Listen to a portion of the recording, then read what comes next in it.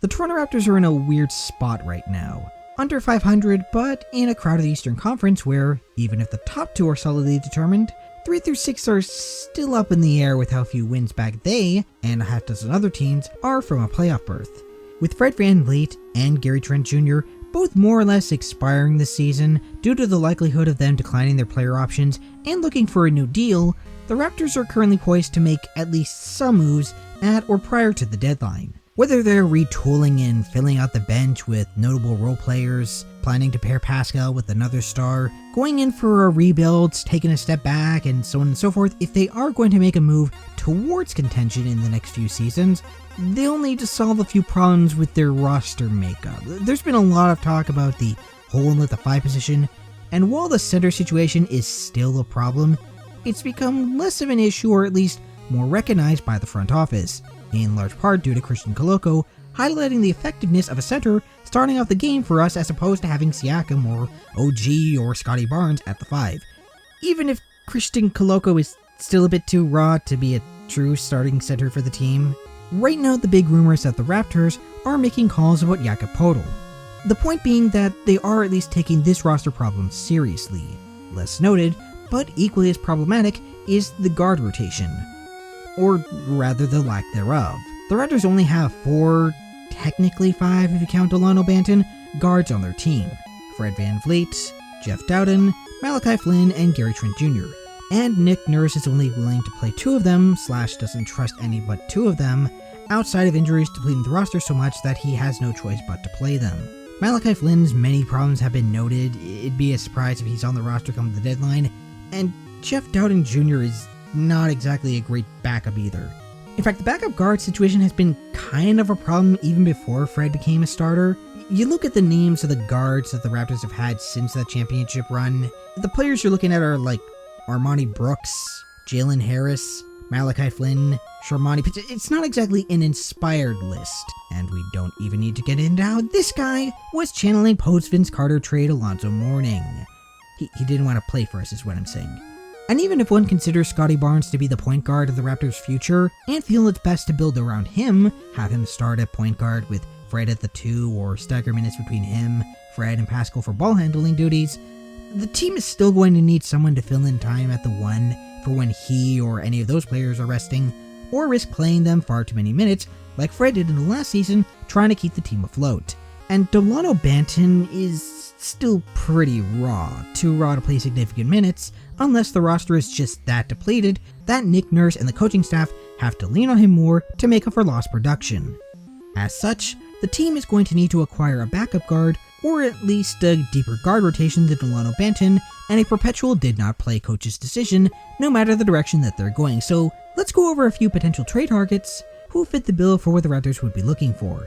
That being an athletic guard with above average to good defense who is league average in shooting 3s and can play the 1 or potentially the 2. I realize the part about the shooting might seem like it's not a requirement given how bad the Raptors have been shooting as of late, but on the contrary, it very much is. We don't need this to get much worse. A couple things to keep in mind with the players that I've chosen. These are players who would be considered for coming off the bench and absorbing 15 to 20 minutes at point. Maybe they'll fill in time at shooting guard, but we'll have to see how things look at the deadline. It's sounding a lot like Trent Jr. will be gone by February. Speaking of which, the guards in question should be expected to have at least competent shooting from beyond the arc to go with their playmaking. If they're not shooting well this season, then they should at least have respectable splits during their career if they're a veteran, or external factors to justify consideration. Additionally, the players on this list are what I would describe as realistic targets. Either they're players that are actively being shopped around, or they are players who are most likely to be moved by the deadline due to the direction that the teams that they belong to will be taking by then. Put another way, yes, Tyus Jones would be perfect. No, he's not going to be one of the names that comes up. Like, why would the Grizzlies trade him? He's a backup guard good enough to start on half of the teams in the league, and he's on a really good contract given the production that he'll give you.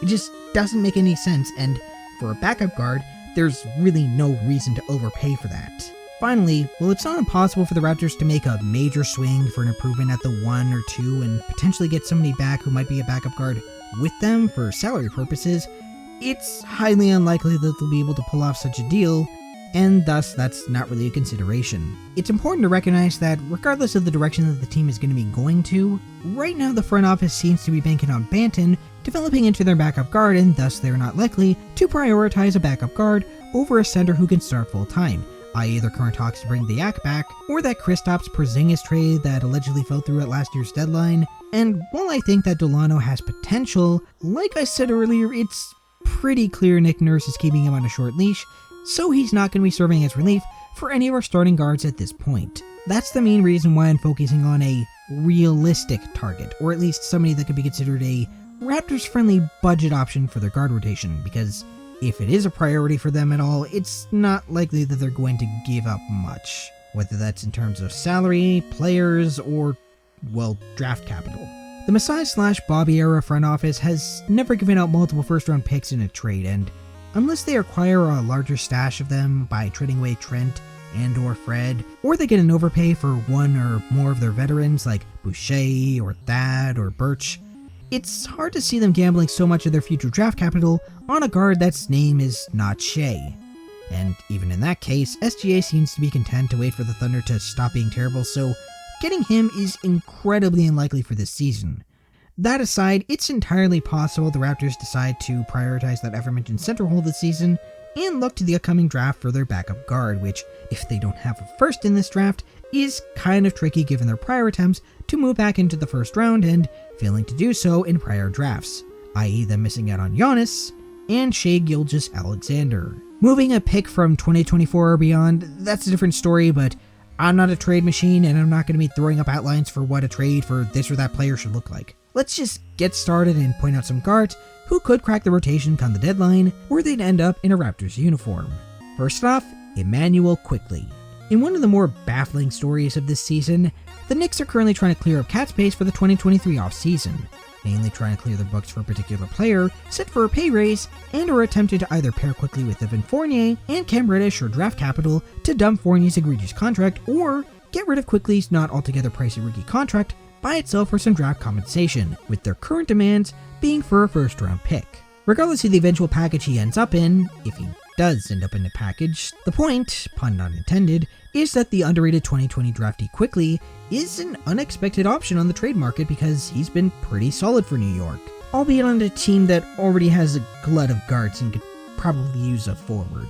Despite Thibs favoring the veterans on the Knicks roster, Quickley has managed to carve out a spot in the rotation as a quality defender, getting around 20 minutes per game in the past 2 seasons. And though he's not an effective scorer this season, he's a career 36% shooter from 3, and his skillful playmaking and ability to play larger than his 6'3" size would suggest has warranted discussions as to whether he should be the Knicks starting point guard, and his 3-throw shooting of nearly 90% in prior seasons, he's down to about 84 this season, would suggest that he has untapped potential from beyond the arc.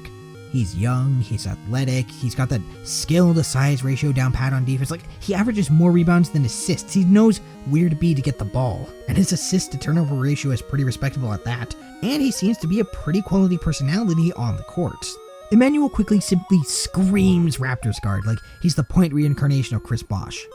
All joking aside, he's an intriguing choice for the Raptors to go after.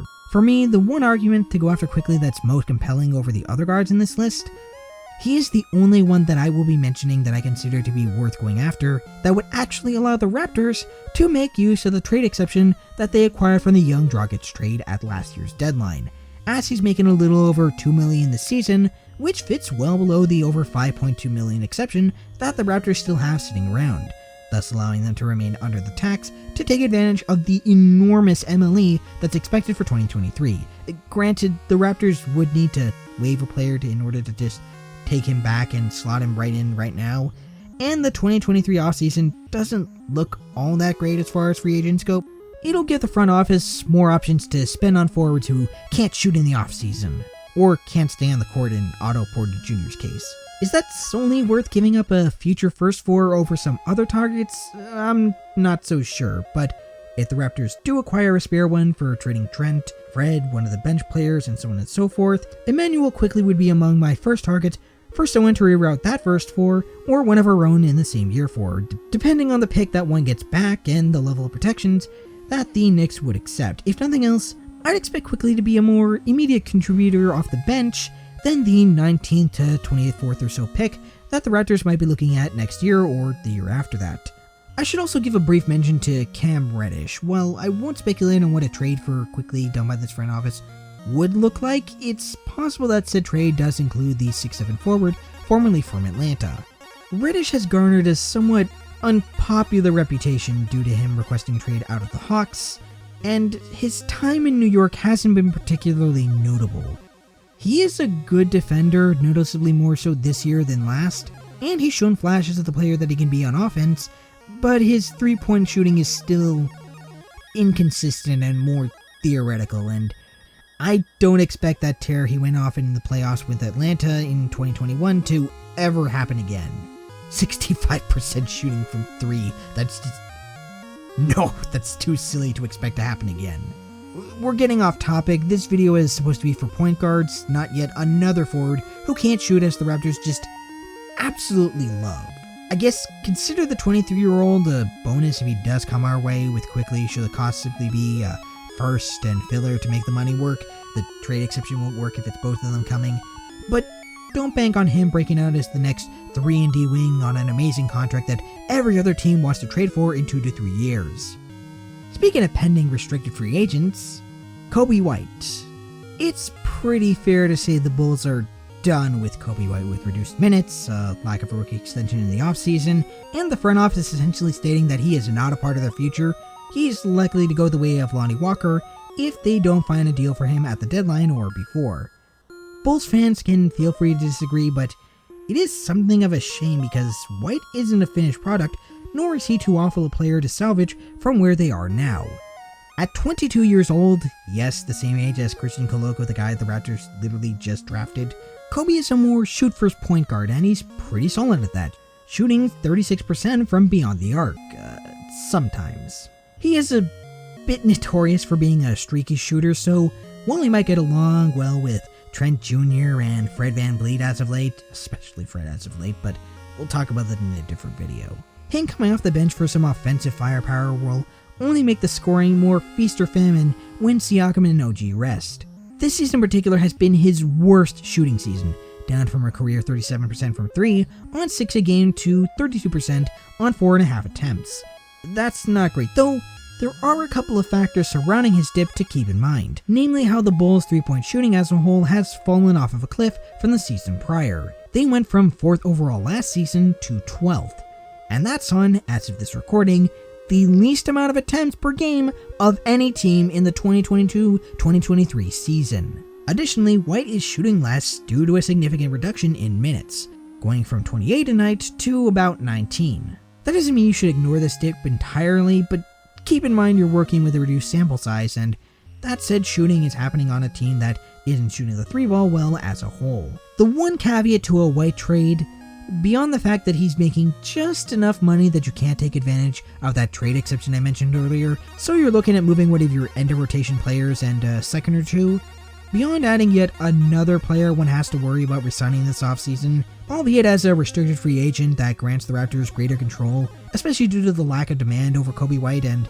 with us not knowing if Fred will be here post-trade deadline, is that there are rumors that the Bulls might decide that they are gonna blow it up at the deadline, or at least executives from other teams are expecting them to. So, if they do trade away Vucevic, DeMar, Levine, and Caruso, they might change their tune about White given his age and how promising he looked as a rookie and his sophomore season.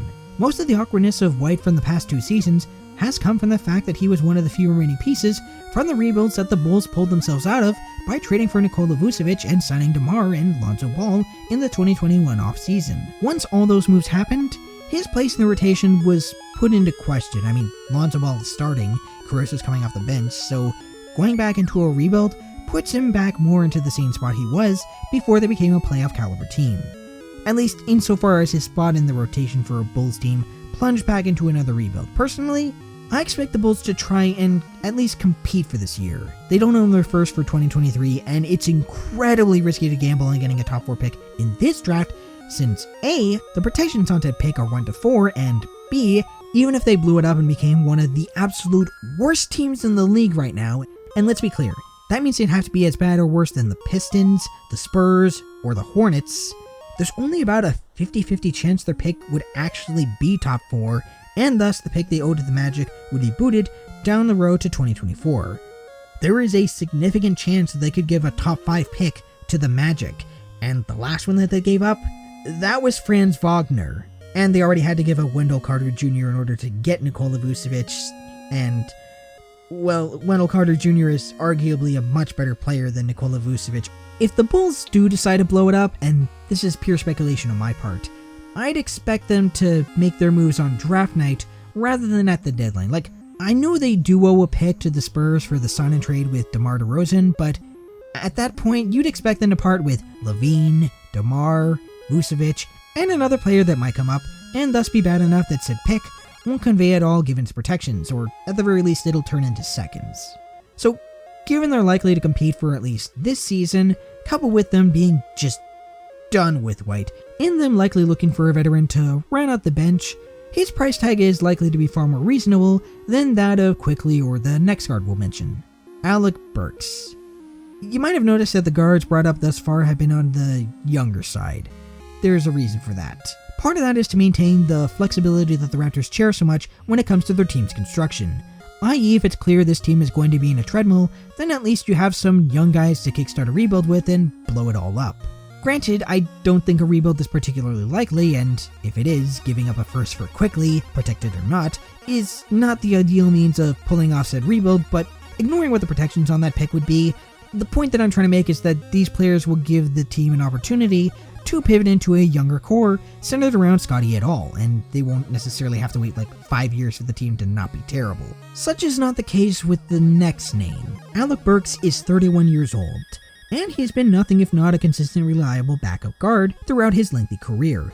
On offense, he's a career 38% three-point shooter, and although he's not a great defender nor particularly athletic, he's not a black hole on the other end, at least not for the moment. The main downside to Alec, beyond his age and risk for falling off in future seasons, is that he's not exactly cheap at around $10 million. He's not Derrick Rose levels of overpaid, and it is worth noting he's essentially expiring as the next year of his contract includes a team option. It's just that you will have to move a notable amount of salary this season if you want to get him. At minimum, you're looking at moving at least 2 players from the Raptors bench just to match salary, but again, not a trade machine. We're not getting into who's going where and what with the Burks trade. That said, one thing to note with Burks is that he is getting what I like to call the Pistons pump, wherein a player's stats look better than they actually are because they're getting minutes on the Pistons that they otherwise wouldn't on a contender in order to increase their value for a trade. This has happened before with Josh Jackson and Jeremy Grant, both traded either for young players or draft picks respectively, and it looks like it's the same with Alec Burks, who aside from having a slight dip in his 3-ball, is having his best season in years. At least on paper. His stats might look nice, but the eye test doesn't showcase the same player on a nightly basis. Like, he's a decent role player, but not much more than that. And for how much longer, who can say? Not really one's first choice for a backup guard. Additionally, it is worth considering that the Pistons are not likely to keep him around as a veteran presence. They only took Nerlens Noel and him on in the first place in order to get some seconds from the Knicks for absorbing some salary from them, and with the trajectory of their team with Cade at the helm, their recent guard rotation is said if Killian Hayes' recent turnaround is sustainable, hence pumping up Burks' value now to get more than what he's worth from a contender. I'm not saying that Burks' price tag will be 2 unprotected firsts, but he simply won't be commanding a second and filler when he's eventually moved. Now, as far as getting a veteran guard goes, there is another name that comes to mind. Caruso! The steal! He's got DeRozan with him! Oh! Surprise! It's another Bulls guard. Yeah, in contrast to White being moved if the Bulls are sticking to competing, we have Alex Caruso, an ever-reliable veteran with championship experience and serious defensive chops, who the Bulls would only let go if they do decide to blow it up this season because he is one of the best role players in the league. Seriously, if there was an all-star game for just role players, Alex Caruso is starting. He's that good at what he does. Except he's not going to start because he's just excellent off the bench. I do want to briefly note that if the Bulls do decide to trade away their main players, then Zach LaVine might be a better target as a push for contention, buy low option for consolidation of our guards, given his injury history has lowered his price tag. Not saying that he'll be super cheap even if they do move him now, but he's not going to command 4 first and 3 swaps. But Zach LaVine, in addition to being a shooting guard more than a point guard, is a player that carries significant risk due to him not looking super great since coming back from his most recent injury, and his contract being as lengthy/expensive as it is. Caruso is, if nothing else, elite at what he does, not to mention significantly cheaper. Whereas the other guards on this list have either been young up-and-comers or an older veteran, Alex Caruso offers a happy medium between the two. He's at or around his prime at 27 years old, and he has plenty of experience in the playoffs, and he plays his role as a disruptive defensive guard to perfection. Not that the Raptors don't already force their fair share of turnovers. Last I recall, they were leading the league in causing turnovers for the opposing team, but having somebody who can add more possessions to a team struggling with shooting is always a good thing, especially with the Raptors' effective transition offense. Speaking of offense, one major caveat with Caruso is that his 3-point shooting on the Bulls has been inconsistent, and unlike White, this isn't a case of him being historically streaky. He just wasn't shooting the ball well from beyond the arc in Chicago for the 2 seasons he's been there. And bear in mind, Chicago last season was one of the best teams when it came to 3-point shooting. Now, he was coming off an injury later on in 2021/2022, and he's been shooting a lot better as of late. But the number of attempts remain low, and he's not exactly the guy you want to take the final shot if the game is on the line. And the Raptors don't exactly have a lot of great 3-point shooters to begin with. More concerning, Caruso isn't likely to be as cheap as it seems. With the number of teams in the league, watching the Bulls' situation like Hawks, metaphorically, not like the Atlanta Hawks, coupled with how much further several of these teams are in terms of contention than ours is, Alex's price tag is not likely to be a second and filler, with a possible bidding war going on for his services if the Bulls do decide to blow it up. And like I said before, the Bulls are probably not going to gamble on giving up another lottery pick to the Magic. They probably don't want to give them like Anthony Black or Cam Whitmore or Gigi Jackson, or possibly a pick they can just use to trade up in the draft or get some reliable veteran on the roster to speed up their rebuild. Just put another way, Caruso would be nice to have, but he's probably more likely to be a trade target for the Raptors in the 2023 draft or the offseason if this is still a problem. And that's assuming he's not snatched up by another team. But hopefully we won't have to have this same conversation in about 3 months' time.